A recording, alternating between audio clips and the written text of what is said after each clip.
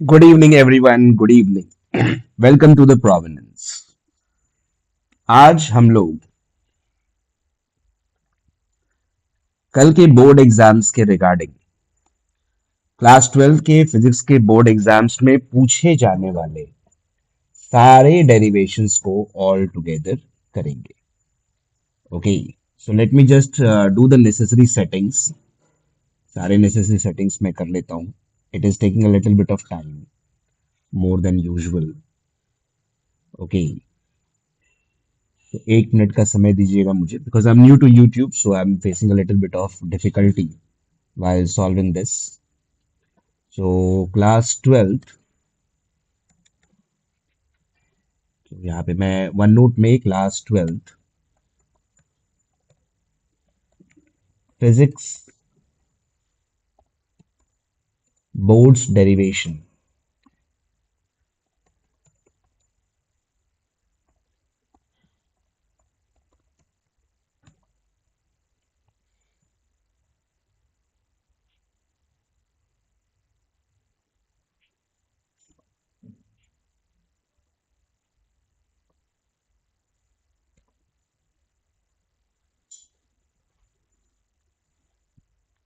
Good evening everyone. Good evening.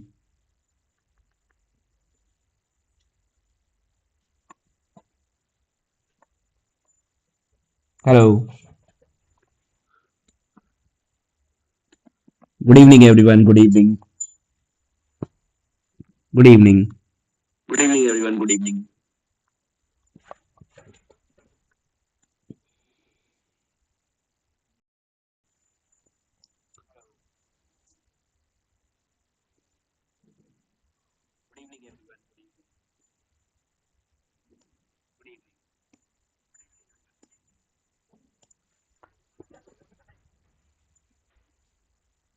I hope अभी आप लोगों को स्क्रीन जो है वो टोटली विजिबल होगा.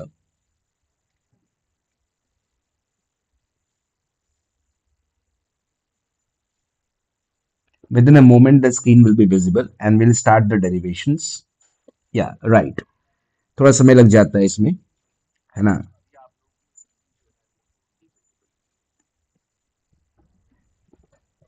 Okay, so let me adjust this screen.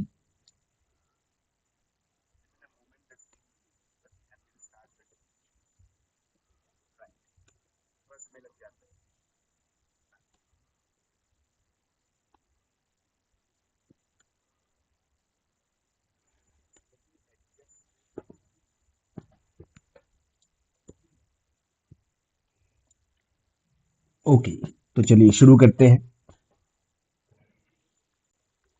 So class 12 के बोर्ड एग्जाम्स के हिसाब से अगर हम डेरिवेशंस को ध्यान से सुने समझे, तो सबसे पहला जो डेरिवेशन आता है, we talk about electric field. Electric field due to a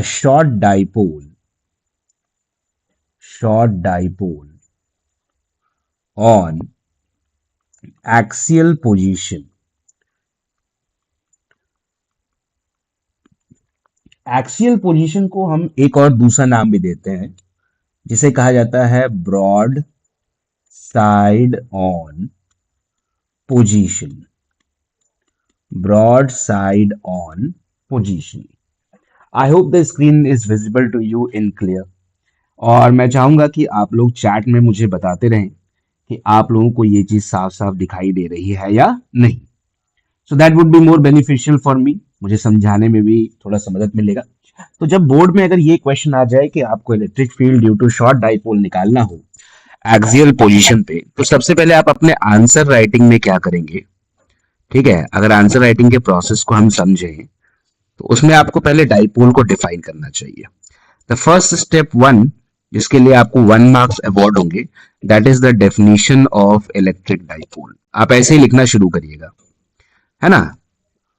so electric dipole का जो डेफिनेशन है, दैट इज कि dipole sorry, when two equal and opposite charges, when two equal and opposite charges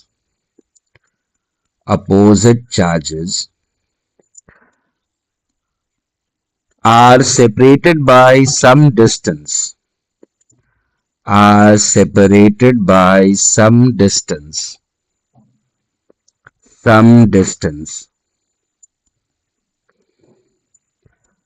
The system constitutes, the system constitutes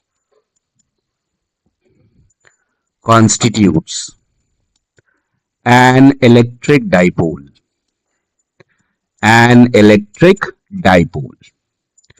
अब इसके लिए आपको जो है, ये डेरिवेशन यूजुअली 5 मार्क्स करेगा, इसके लिए आपको जो है 1 मार्क्स जो है वो अवॉर्ड हो जाएंगे।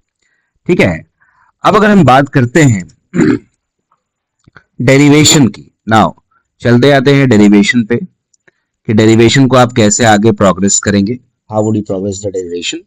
तो इसमें आपको डॉटेड लाइन से क्या करना है, दो इक्वल एंड अपोजिट चार्जेस को, ठीक है, कन्वेंशनल बाय कन्वेंशन जो डिस्टेंस है 2a उस पर रख देना। This will B plus small Q, this will B minus small Q and the distance will B 2a।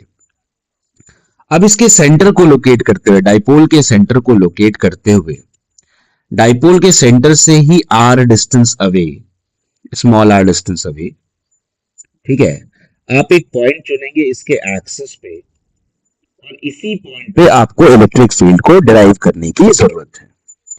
This is the entire process. ठीक है, मतलब यही चीज एग्जैक्टली आपको बोर्ड एग्जाम के कॉपी में भी लिखनी है। डायग्राम बनाते वक्त बहुत ही सावधान रहिएगा, डायग्राम में हर एक चीज को मार्क करने की, लिखने की जरूरत है, सो दैट तभी आपको मार्क्स अवॉर्ड होंगे। कोशिश ये करिएगा कि जो डायग्राम आप बनाए उसमें आप पेंसिल का ज्यादा यूज करें। ठीक है। नाउ जिस पॉइंट पे इलेक्ट्रिक फील्ड निकालते हैं वहां पे हम +1 चार्ज रख देते हैं। ठीक है। प्लस क्यू की वजह से आने वाले इलेक्ट्रिक फील्ड को अगर आप दिखाना चाहें तो उसको आप रिपल्सिव दिखाते हुए E1 लिख सकते हैं, and then you have to mention over here that E1 is electric field due to plus q charge, due to plus q charge. ये आपका E1 हो जाएगा। E1 is the electric field due to plus q charge. ठीक है। Similarly E2 हम लिखेंगे electric field due to minus q charge, due to minus q charge, minus q charge. I hope यहां तक आप लोग को क्लैरिटी होगी, क्लैरिटी ऑफ थॉट रहा होगा।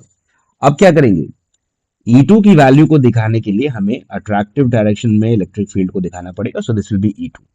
लेकिन उसके साथ ही साथ प्लस क्यू से जो डिस्टेंस होगी पॉइंट की, वो आपको लिखने की जरूरत है।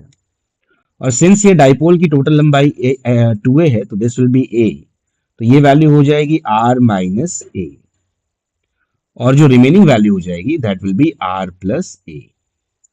तो आई होप यहां तक डायग्राम को लेकर के क्लैरिटी होगी। ठीक है।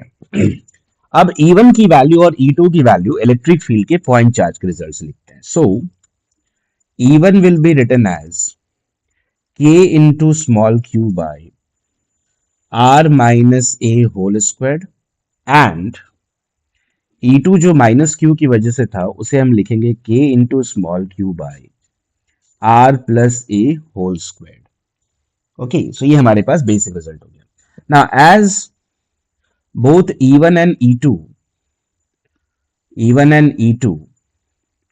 are in opposite direction, इनका जो डायरेक्शन है वो opposite है, are in opposite direction.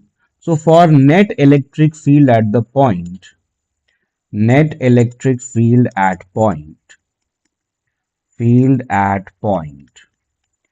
आपको लिख लेना चाहिए E is equal to E1 minus E2। और अगर आप रीजन में ये भी लिख दें बोर्ड एग्जाम में कि E1 is greater than E2 तो it will be way better, वो ज्यादा अच्छा रहेगा कि आपने E1 greater than E2 mention किया हुआ है। ठीक है, E1 ग्रेटर देन E2 जो है वो आपने मेंशन किया हुआ है, so it will be way better, है ना, समझने में आसानी रहेगी आपको, है ना। अब इलेक्ट्रिक फील्ड की वैल्यू के लिए E1 की वैल्यू पुट करेंगे, that is k q by r minus a का whole square minus k q by r plus a whole squared. So taking k and q as common, bracket 1 by r minus a whole squared -1/r+a whole square. ये हमारे पास final result इस तरीके से आएगा। Solve करने के लिए आपको फर्दर लिखने की जरूरत है कि के क्यू ब्रैकेट, ये आ जाएगा r-a whole square into r+a whole square, और ये आएगा r+a whole square -r-a whole square. So ये हमारा अभी तक का रिजल्ट है। ओके, चलिए तो आगे बढ़ते हैं। ओके, डेरिवेशन में ही यहां से हम लोग पेज को फिलहाल के लिए डिवाइड कर देते हैं। अब देखिए, आप चाहें तो एग्जाम में, बोर्ड एग्जाम के आंसर शीट में इसको आप पूरा ही लिख सकते हैं, rather than writing the entire expression की इसको एक्सपैंड करना है। आप लिखिए कि बिकॉज हम जानते हैं कि a+b का होल स्क्वायर और -a-b का होल स्क्वायर ये 4 टाइम्स ऑफ ए बी होता है, और a+b का होल स्क्वायर इंटू a-b का होल स्क्वायर ये हो जाता है a² - b² का होल स्क्वायर।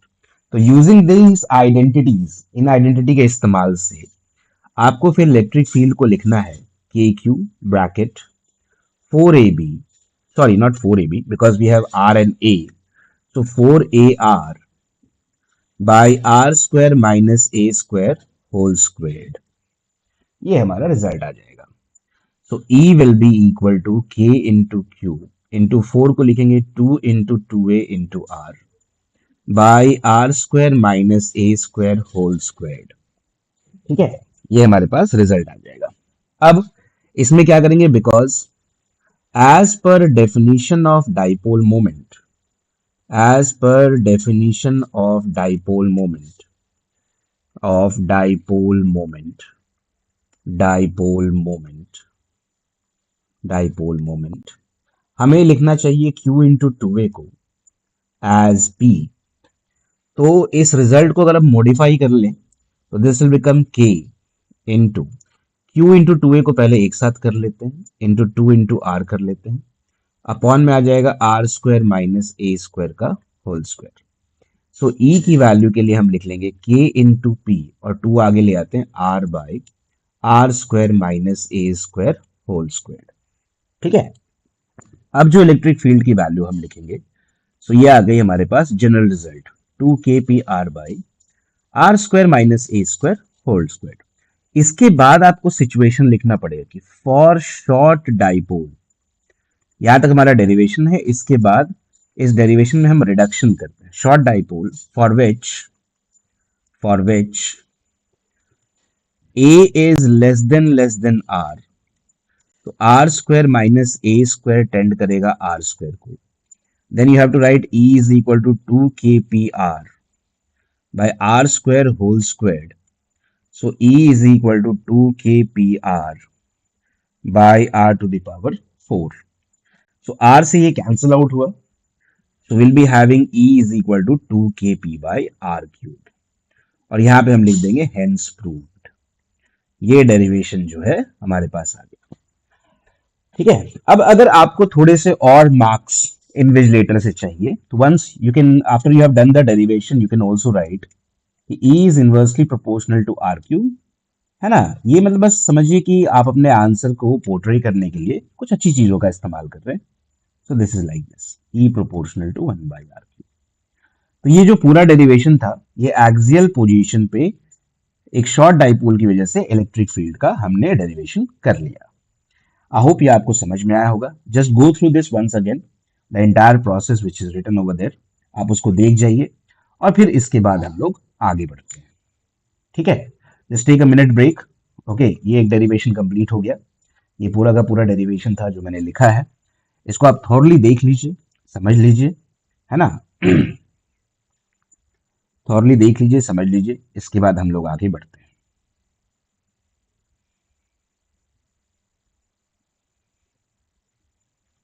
चलिए, तो आई होप आपने इसको देख लिया होगा। ये पहला डेरिवेशन था हमारा, electric field due to electric dipole, due to short dipole on its axial position. ठीक है, और maybe we call it as broad side on position. Broad side on मतलब थोड़ी दूरी पर होता है डाइपोल के एक्सिस पे। चलिए, तो अगले डेरिवेशन की तरफ हम लोग बढ़ते हैं। ठीक है, तो I will be writing all the derivation in bold, थोड़ा बोल्ड और थोड़ा बड़ा लिख दिया करूंगा उसको, so that you can clearly differentiate between कि कौन सा क्वेश्चन है और कौन सा सॉल्यूशन है। ठीक है, since I am new to YouTube, मुझे उतना आइडिया रहता नहीं है, so I'm bound to make mistakes, but I hope you all are forgiving nature.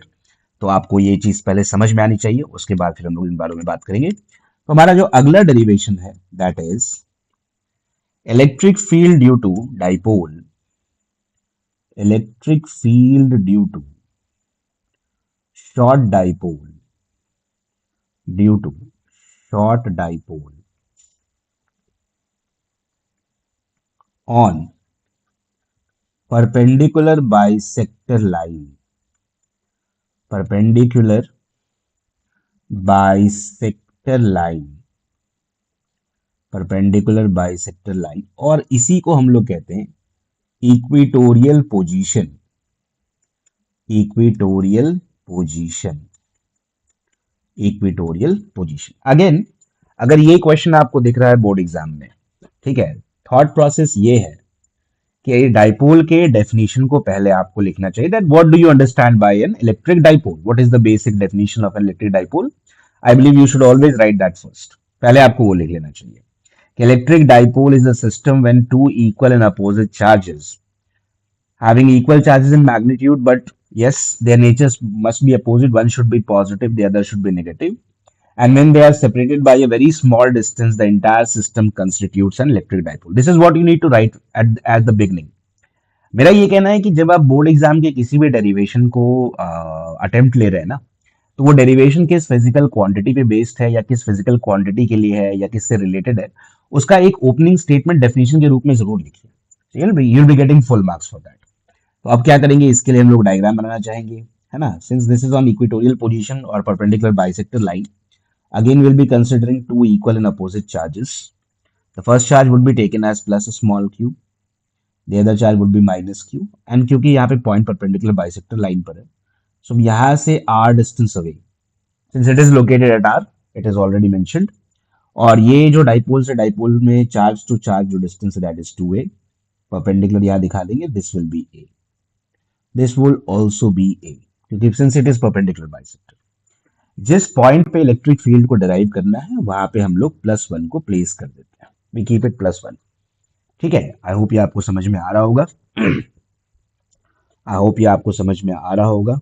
चलिए आगे बढ़ते हैं, इसमें डेरिवेशन पार्ट में ही हम लोग आगे बढ़ जाते हैं।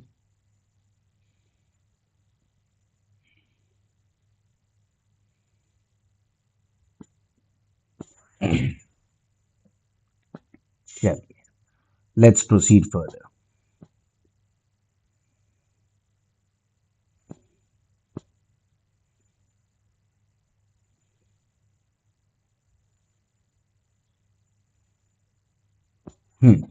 आइए देखिए, अब जैसा कि आपको पता है जिस पॉइंट पे आपको फील्ड निकालना है वहां पे आपने +1 रख दिया। अब इस प्लस क्यू को इस पॉइंट से मिलाते हैं, और ये जो डायरेक्शन है ये हम कंसिडर कर लेते हैं इलेक्ट्रिक फील्ड E1 का। और just similar to the first process हम यहाँ मेंशन करेंगे E1 is electric field due to plus q charge, electric field due to plus q charge. ठीक है, अगेन क्योंकि दूसरा चार्ज माइनस क्यू है, तो हमें क्या करना है, डॉटेड लाइन से उन दोनों को चार्जेस को भी, चार्ज को और बेसिकली पॉइंट को मिलाने की जरूरत है।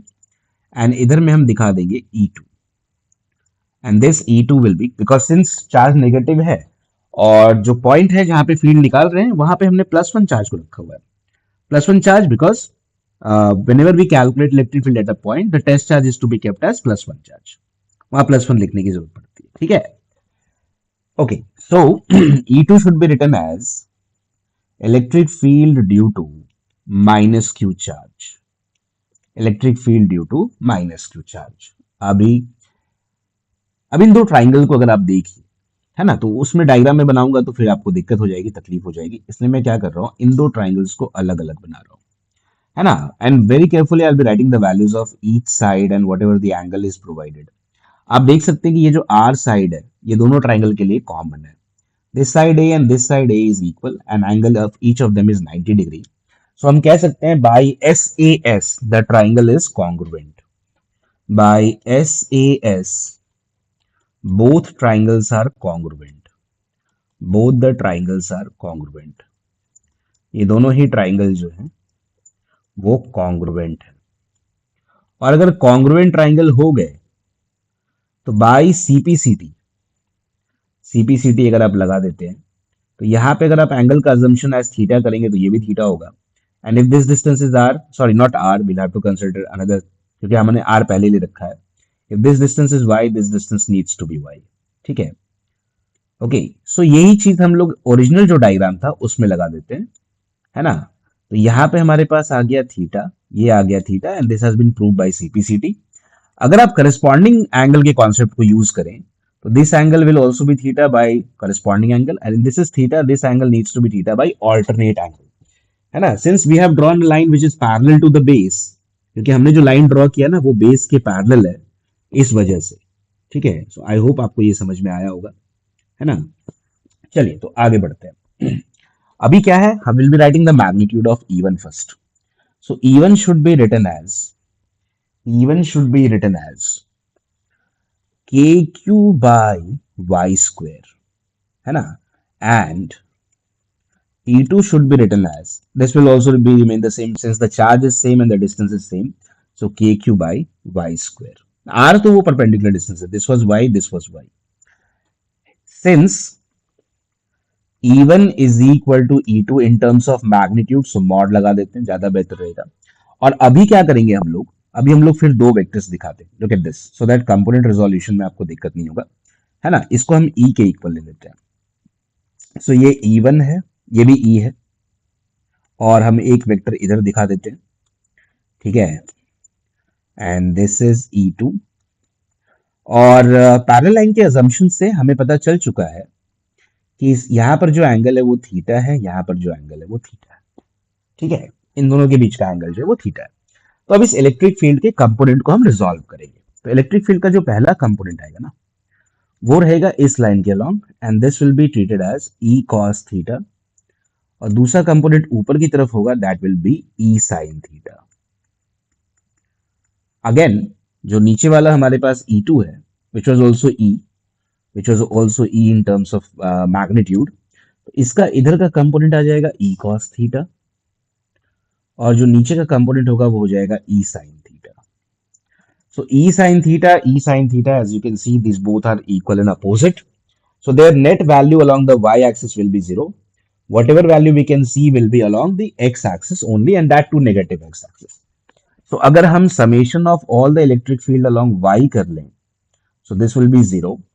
And summation of all the electric field along x कर लें, so this will be 2e cos theta. अब यहीं से derivation जो है वो आपको easy हो जाएगा. So net electric field will be written as 2 ई की वैल्यू हम लिख लेंगे k q by y square, और कॉस थीटा की वैल्यू ट्राइंगल से बेस बाय हाइपोटेन्यूज होती है तो a by Y.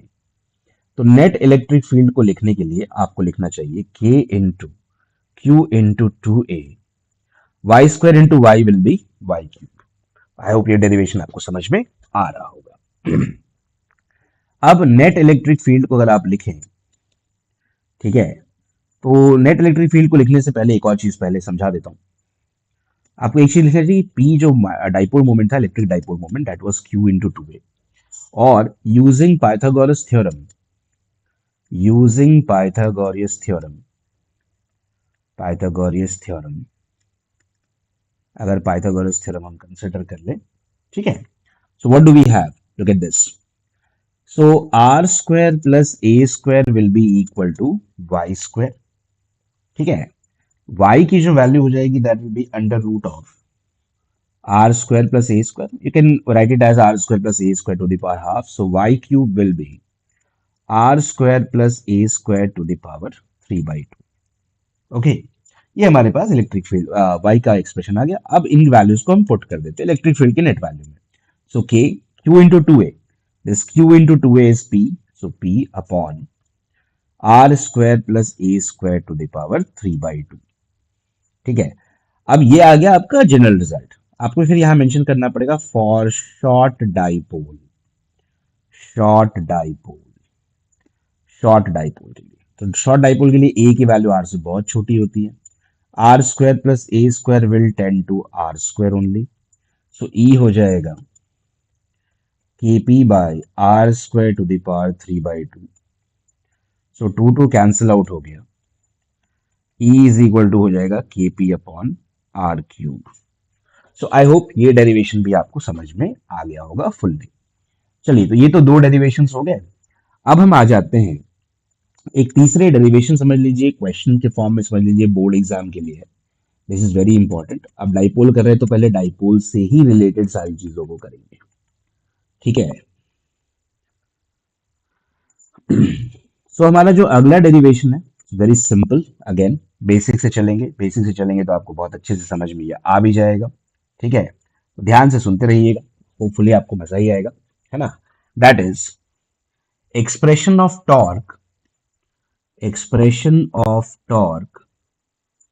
Expression of torque acting on a dipole.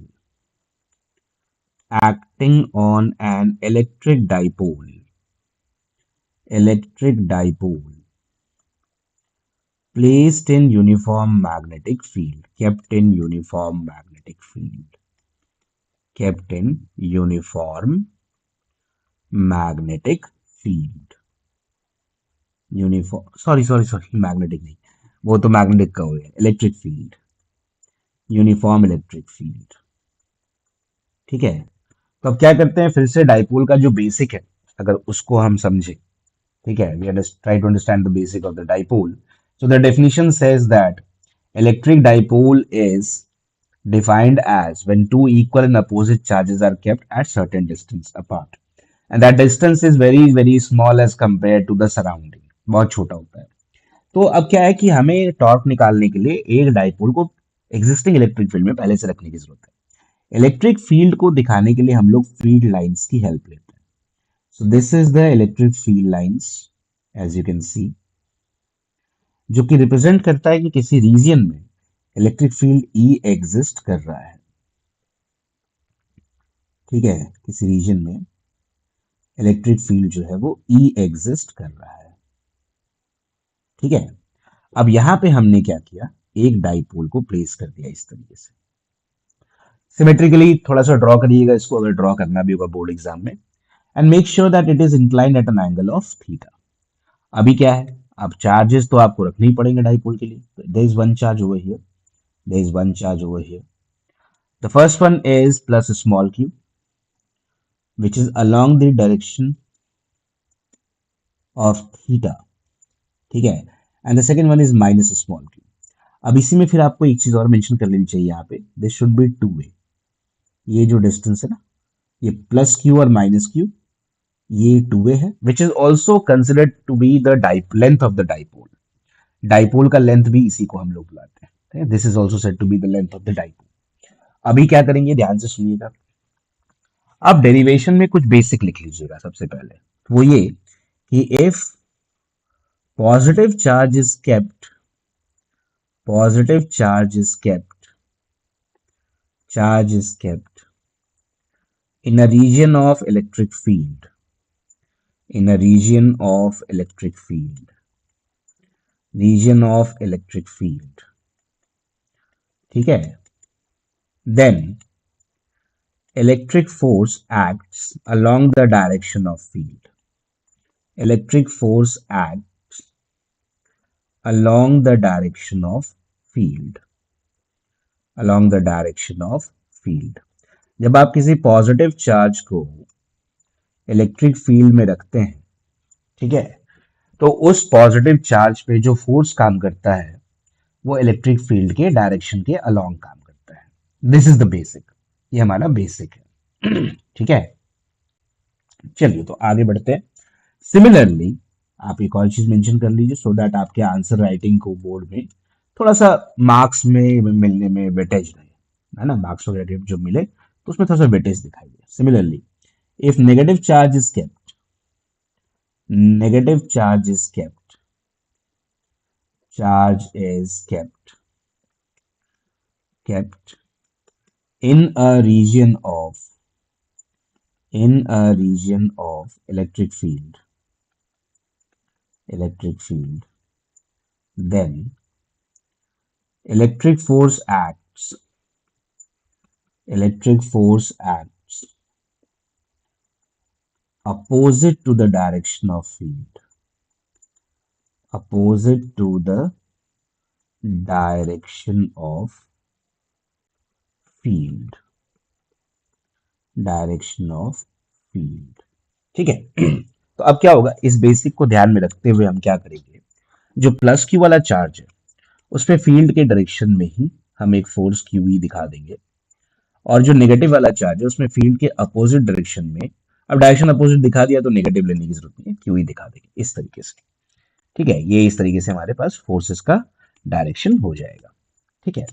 Further derivation के लिए क्या करेंगे, सिंस, ध्यान से सुनिएगा, as the system is not pivoted about a point, it's a dipole of equal charges whose magnitude are equal, but the nature of the charges are opposite. Nature जो है charges का वो अपोजिट है। ठीक है। सो द पॉइंट इज कि ये जब भी रोटेट करेगा ना, so it will always be rotating about its centre of mass, but if you wish you can always write the equation of torque about any point charge. It could either be positive charge, it could either be the negative charge. आप किसी के about भी उसको लिख सकते हैं। तो let us consider कि ये अगर रोटेट कर भी रहा है ना, मान लेते हैं, तो ये माइनस क्यू चार्ज के अबाउट रोटेट कर रहा है, so we are going to write the torque about minus q charge. So as यहां पे लिखेगा पहले, torque is defined as, torque is defined as moment of force, as moment of force. Torque को हम define करते हैं moment of force से, which signifies, which signifies, signifies, just a moment, signifies force multiplied by perpendicular distance, force multiplied by perpendicular distance, by perpendicular distance, perpendicular distance। ठीक है। So writing torque about center of dipole, writing torque about center of dipole, हाँ centre of dipole के about भी लिखिए, कोई दिक्कत नहीं है। Since it is rotating about center of dipole, and rotational motion says that whenever there is an object which is free to rotate in its vicinity, रखा हुआ है, रोटेट कर सकता है, it always rotates about an axis passing through center of mass। ठीक है, about center of dipole, है ना। तो हमने क्या किया देखिएगा, अब इस डायग्राम में अगर बनाएंगे तब तो भाई ये इतना समझ में आएगा नहीं, इसलिए बेस्ट ये होगा कि हम इसके लिए अलग से एक डायग्राम बना लेते हैं, है ना। और यहाँ पे हमने सेंटर को भी लोकेट किया है ना, by this yellow colour, by this yellow color, so that we don't have any kind of confusion। और यहाँ से एक लाइन इस तरीके से खींच लिया है, और ये इलेक्ट्रिक फील्ड के डायरेक्शन को शो कर रहा था, ये एंगल थीटा हो गया। इधर में आपको पता चल गया कि फोर्स जो है वो क्यू ही है, और इसी पे एक परपेंडिकुलर खींच लेना है आपको, and you have to name it as r, this will be a. Since dipole dipole में दोनों चार्जेस के बीच का जो टोटल डिस्टेंस है वो 2a है, सो सेंटर से अगर पॉजिटिव चार्ज की डिस्टेंस लेते हैं तो that should be plus A, that should be A. Either if you take the distance from center to the negative minus q, this will also be A. और इस पे जो ये चार्ज पे फोर्स था वो काम करेगा पीछे की तरफ, and it's value would also be QA। So I hope यहाँ तक आपको समझ में आएगा। अगेन हम यहाँ से भी ऐसे परपेंडिकुलर खींच लेंगे, and this would also be R। If you wish, I can prove that as well. See, both the distances of the hypotenuse in this right angle triangle is A. ये A और A हो गया। This is R. Sorry, forget the R. This is theta, so this has to be theta, vertically opposite angle। और angle जो एक है R का perpendicular 90 है, तो दूसरा भी 90 है। So by I would say RHS दोनों ट्राइंगल कॉन्ग्रुएंट हो जाते हैं। Now torque due to plus q E force, due to plus q E, so tau one इसको लिख लेते हैं नाम, and we are writing q E into r. और यहाँ पे लिख लीजिएगा क्लॉकवाइज, क्योंकि ये घड़ी की दिशा में ऐसे घुमाएगा, ये जरूर लिखेगा बोर्ड एग्जाम में, ठीक है, कि किस डायरेक्शन में घुमा रहा है। इसके लिए हो सकता है आपको मार्क्स दे invigilator. If you talk about tau two, ये भी इधर घूम रहा है, this will be again q E into r, and this is also clockwise. Since दोनों का सेंस ऑफ रोटेशन जो है टॉर्क का, मैग्नीट्यूड तो खैर वो तो हमें देखना ही है, क्यू ई इंटू आर, है ना, but since the direction is same, so for net torque what you will do is you'll have to write tau 1 plus tau 2, then tau 1 को आप लिख लेंगे q E r plus q E r. तो ये कितने Q E are हो गए, so you'll be writing 2 into q into e into r। अब आर को लिखने के लिए हम क्या करेंगे, will consider one of the triangle. आप उसको बोर्ड एग्जाम में बाहर भी बना सकते हैं। Taking this angle as theta, this side is a, this is r, this was the perpendicular. If you wish to write sin theta, this will become r by a by the definition of basic definition of sin theta, which is perpendicular by hypotenuse. So r will be a sin theta. अब ये value put कर लेते हैं। So net torque की value आ गई 2 QE into a sine theta. थोड़ा सा रीअरेंज कर लेते हैं इसको। So this will be Q into 2A into E sine theta. Because आपको पता है कि Q इंटू 2A जो है that is dipole moment P, तो टॉर्क हो जाएगा PE sine theta. And if you wish to write in terms of cross product, this will B P cross E। तो ये आपका पूरा डेरिवेशन हो गया और यहाँ पे हम लिख देंगे हैंस प्रूव्ड। हैंस प्रूव्ड, ये हमारा torque acting on a dipole जो था उसका डेरिवेशन है प्रॉपर तरीके से, है ना। Just have a look at it, just have a look at it. ठीक है, इसको समझिए, है ना, लिखिए इसको।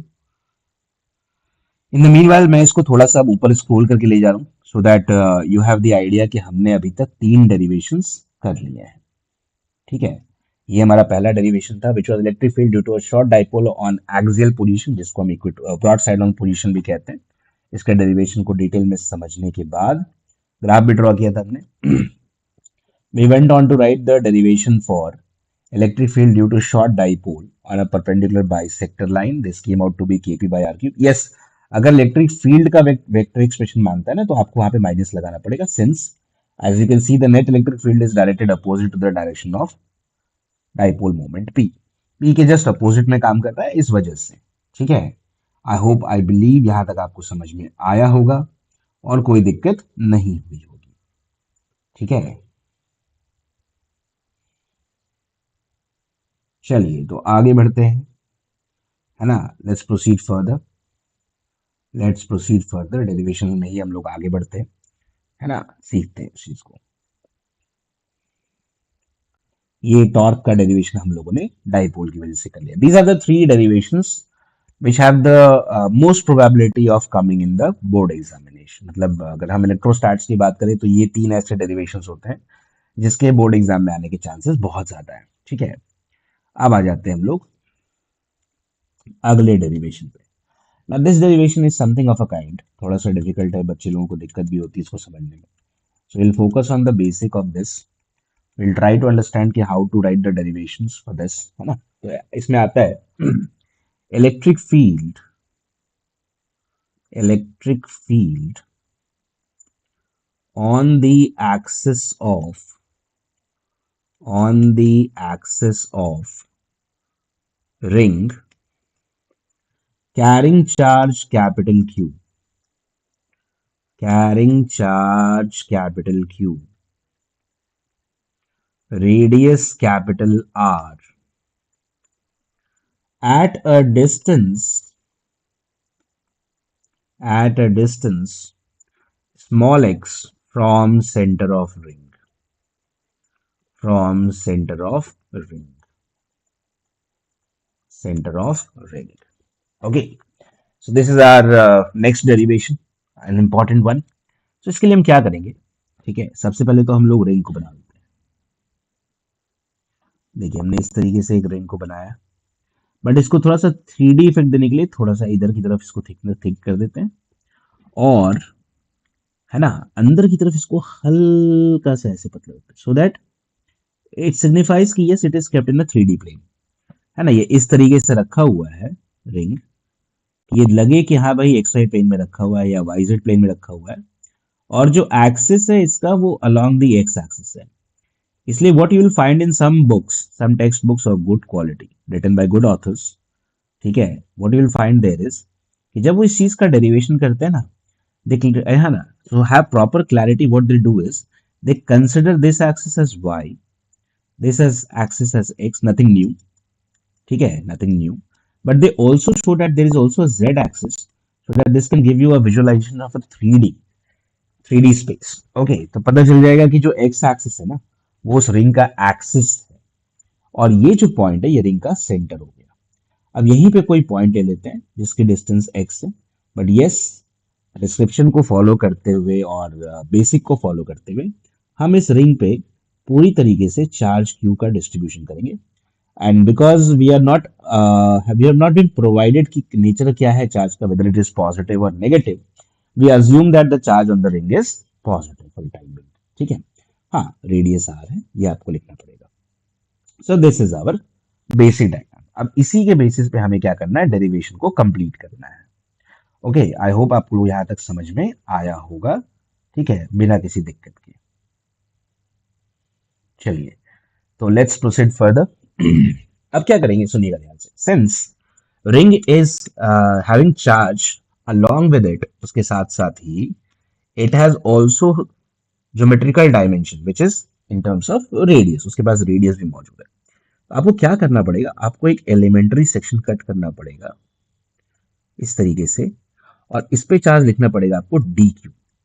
ठीक है। तो ये चीज अगर आप बोर्ड एग्जाम में मेंशन कर दे तो it is very good for the derivation. तो हम यहाँ पे डिस्कशन लिखेंगे in order to understand this derivation very clearly. So what is the discussion for us, get this. Discussion क्या है, क्या जरूरी चीज है जो आपको जाननी चाहिए। Let us consider let us consider an elementary section, an elementary section on the periphery of ring, on the periphery, since charge is distributed on the circumference of ring, otherwise कहीं और तो ज्योमेट्री है नहीं जो charge reside करेगा, circumference पर ही reside कर सकता है, इसलिए हमने वहां पे पेरिफेरी वर्ड को यूज किया है। ठीक है, on the periphery of ring. Let us consider an elementary section on the periphery of ring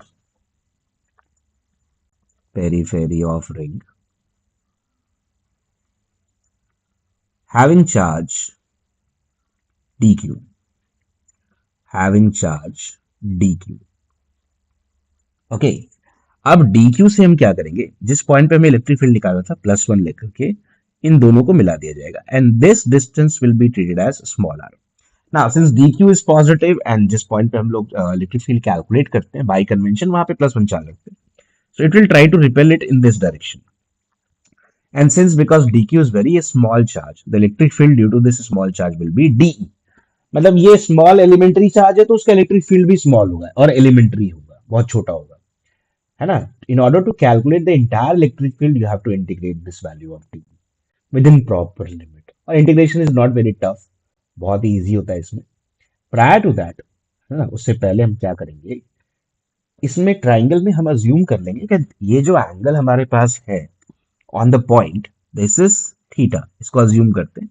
so this needs to be theta by vertically opposite angles. ठीक है। और डी का जो कंपोनेंट आता है ना, डी का जो कंपोनेंट इस डायरेक्शन में आएगा वो आ जाएगा डीई कॉस थीटा, और नीचे की तरफ जो आएगा d E sine theta. In some books what they have done is, कुछ किताबों में ये लिखा हुआ है, एंड आई बिलीव आपने जहां भी पढ़ा होगा, you might have seen it, आपने देखा भी होगा होपफुली, कि वो सिमेट्रिकल एलिमेंट्री सेक्शन, जैसे डी क्यू जो है ना वो पॉजिटिव वाई में, तो डी क्यू को ही नेगेटिव वाई में लेकर के उसका इलेक्ट्रिक फील्ड दिखा करके वो कहते हैं कि डी साइन थीटा जो है वो एलिमिनेट हो जाता है, and what the electric field is that is along the axis of the ring, and its net value comes out to be 2 d cos theta. इस तरीके से लिया जाता है, मतलब this is the basic idea of solving the question. But I would suggest you not to do that, क्योंकि उसमें फिर लिमिट लेने में आपको तकलीफ हो जाएगी। What is the best thing to do, the best thing ये है, आपको ये कर लेना चाहिए कि you know that electric field is always directed along the line joining the centre of two charges.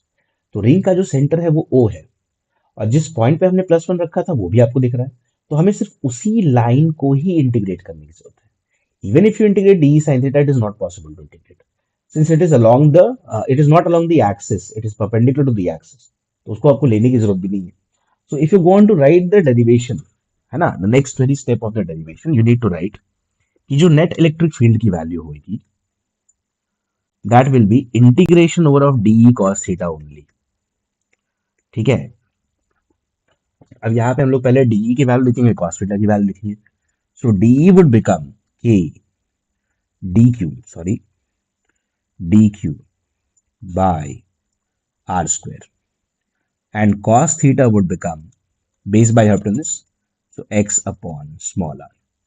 So net electric field को लिखने जब आप जाएंगे तो इंटीग्रेशन डी की जगह पे आएगा k, d q by r square into x by r. So E is equal to integration k into x into d q by r q. अब यूजिंग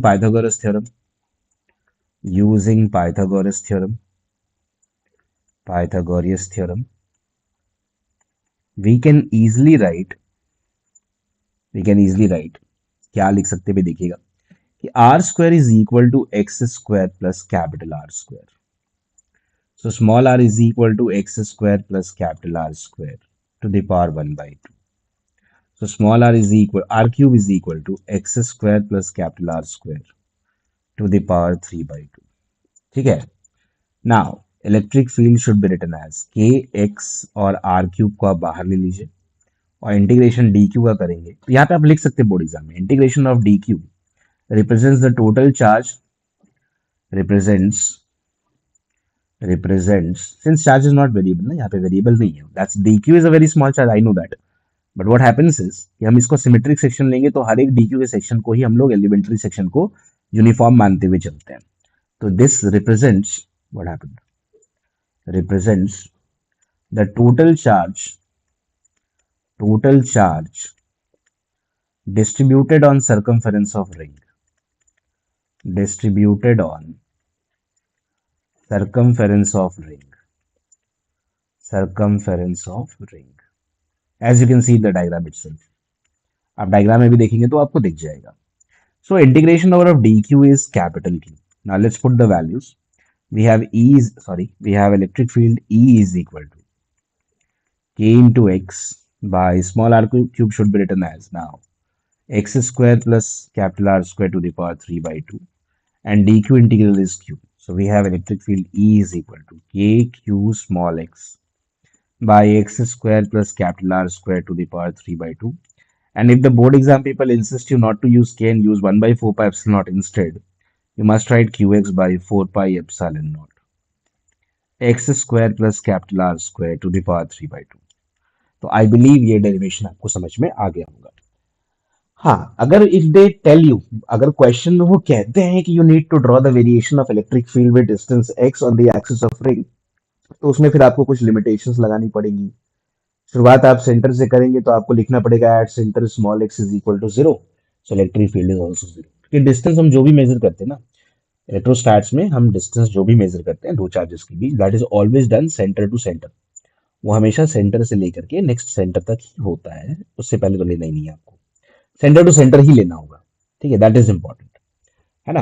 अब रही बात की आपको इसमें फिर मेंशन करना है कि जब x की वैल्यू बहुत छोटी हो जाएगी r से तो क्या होगा, तो वो लिमिटेशन लगा देंगे कि x is less than capital R, so X square plus capital R square will be equivalent to capital R square. हालांकि वो मैं लिखूंगा, I will write down, I am just telling you कि फिलहाल के लिए फॉर द टाइम आप क्या करिए, आप इस डेरिवेशन को just have a look at it, a close look at it कि व्हाट इज देयर। ठीक है, ओके।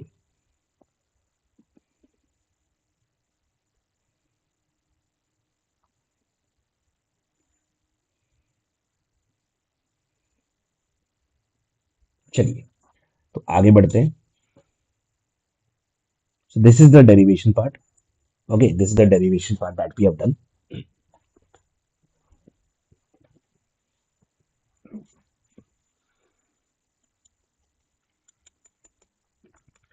अब एक डेरिवेशन आता है, ठीक है। क्वेश्चन क्या लीजिए, डेरिवेशन, टर्म्स ऑफ डेरिवेशन क्या लीजिए, क्वेश्चन और may be derivation.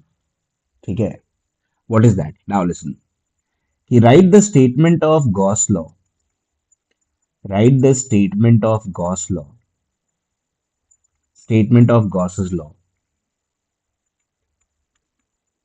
गॉस's law, and use it to prove Coulomb's law या derive Coulomb's law, Coulomb's law। तो गॉस लॉ की मदद से Coulomb's law जो है, ठीक है, वो आपको डिराइव करना है। Okay, now don't be restless, सुनते रहिए, है ना। All the derivations will be covered and since tomorrow is your exam, so आप पढ़ तो चुके ही होंगे, बस you are looking at this final moment कि क्या देखना है क्या नहीं देखना है। Now let's talk about Gauss law first. Gauss law, so एक स्टेटमेंट क्या है, ध्यान से सुनिएगा। It states that it states that it states that the through a Gaussian surface flux through a Gaussian surface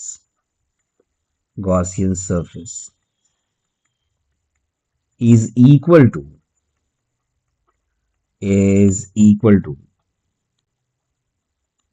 1 by epsilon naught times the charge enclosed by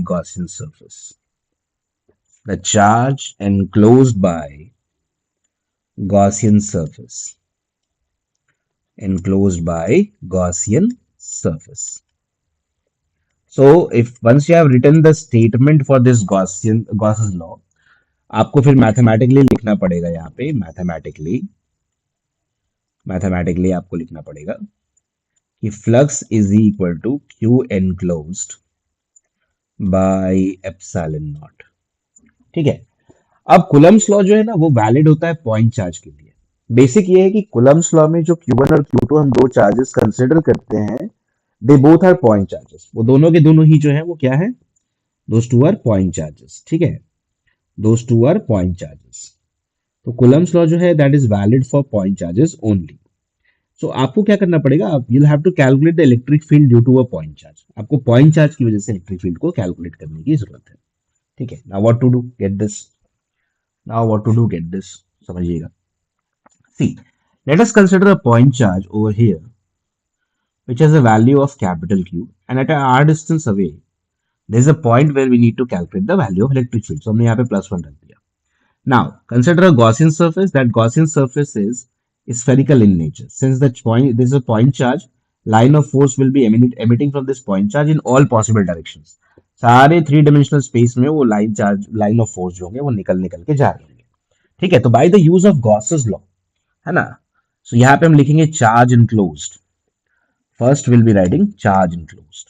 ठीक है, तो कितना चार्ज इनक्लोज्ड हुआ, charge enclosed bye Gaussian surface, charge enclosed by Gaussian surface, कि Gaussian surface ने कितना charge enclose किया है, Gaussian surface। तो हमें लिखना होगा Q, Q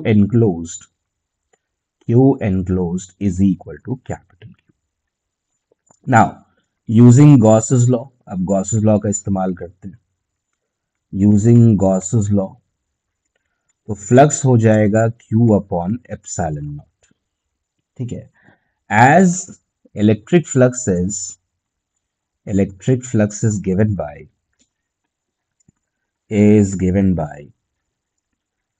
phi is equal to surface integral of electric field dot ds।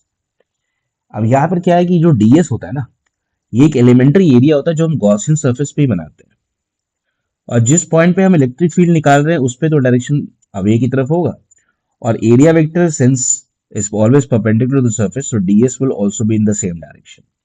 और ऐसे बहुत सारे छोटे छोटे एरिया इस गॉसियन सरफेस पे रह सकते हैं, तो उन सब का स्केलर एडिशन क्या आता है, since you know that dot product is a scalar quantity. तो अभी हम लिख लेते हैं flux is equal to surface integral of E d S cos theta, और आप डायग्राम में देख सकते हैं कि थीटा की वैल्यू जो है वो 0 डिग्री है, and cos 0 is equal to 1, cos 0 degree is equal to 1, so we'll be writing flux is equal to surface integral of E ds। E हमेशा बाहर आता है, what ever be the derivation, what ever be the geometry, E हमेशा बाहर आएगा, और surface integral होगा ds का। एंड ये जो ds का सरफेस इंटीग्रल होता है ना, trust me, this is the area, curve surface area of Gaussian surface. This will become 4 pi small r square, क्योंकि रेडियस जो डिस्टेंस है वही रेडियस है। आई होप यहां तक आप लोगों को कोई दिक्कत नहीं हुई होगी डेरिवेशन को समझने में सो फार। ठीक है, okay, this question has been asked few years ago in board exam itself। अब क्या करेंगे, क्योंकि आपको पहले फ्लक्स पता चल चुका है Q बाई एप्सिलॉन नॉट, और दूसरा फ्लक्स पता चल चुका है E इंटू 4 पाई r स्क्वायर। तो यहाँ पे हम इक्वेशन 1 एंड इक्वेशन 2 लिख लेते हैं, इक्वेशन 2। ठीक है, इनकी मदद से अपने को पता चल जाएगा कि क्यू बाई एप्सिलॉन नॉट जो है that is equal to E into 4 pi small r square. ठीक है। So E is equal to हो जाएगा Q by 4 pi epsilon naught r square. ठीक है, अब यहाँ पे तो इलेक्ट्रिक फील्ड मिल गया। Now if a test charge q naught is kept, at that point, उस पॉइंट पे हमने क्या किया, एक टेस्ट चार्ज क्यू नॉट को रख दिया। सो हम जानते हैं कि एफ इज इक्वल टू होता है Q naught into E. So we must write F is equal to Q naught into Q by 4 pi epsilon naught r square. So F is equal to Q naught by 4 pi epsilon naught r square. Forget about 4 pi epsilon naught. Force is proportional to q naught. That is, force is directly proportional to product of charges, and force is inversely proportional to 1 by r square. तो यही तो Coulomb's law का statement था कि force acting between two charges,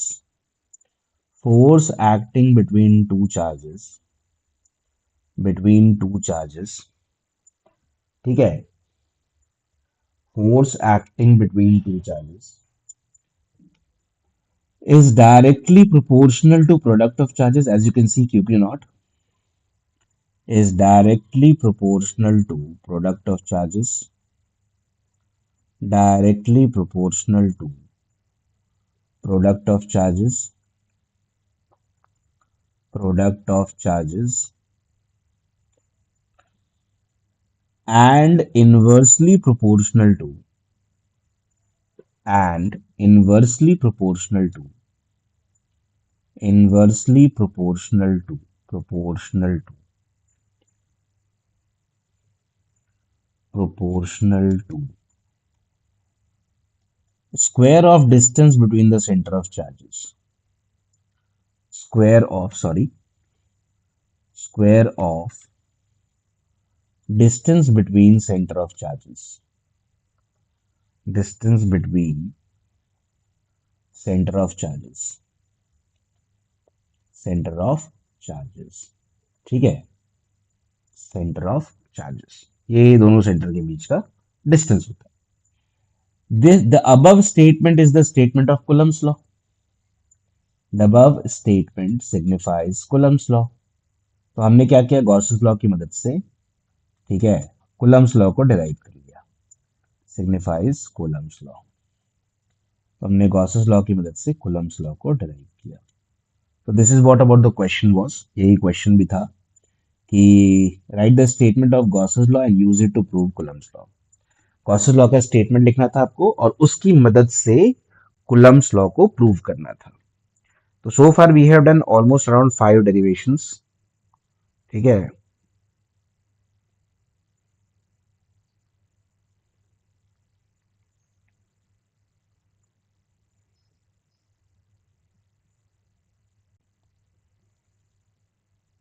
चलिए तो आगे बढ़ते हैं।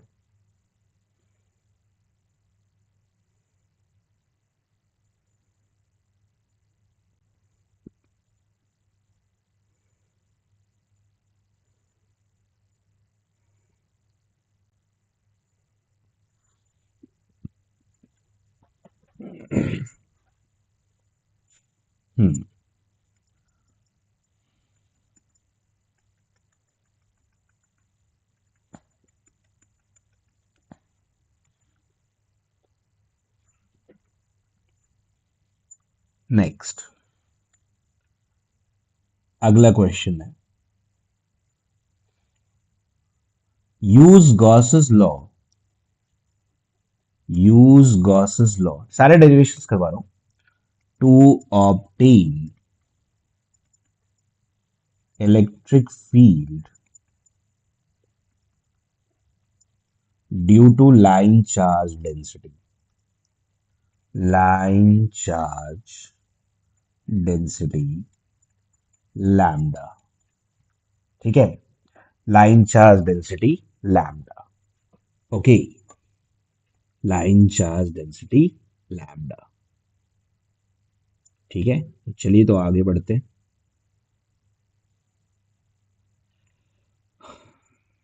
चलिए खैर छोड़ो यार, कोई क्लास नहीं कर रहा है।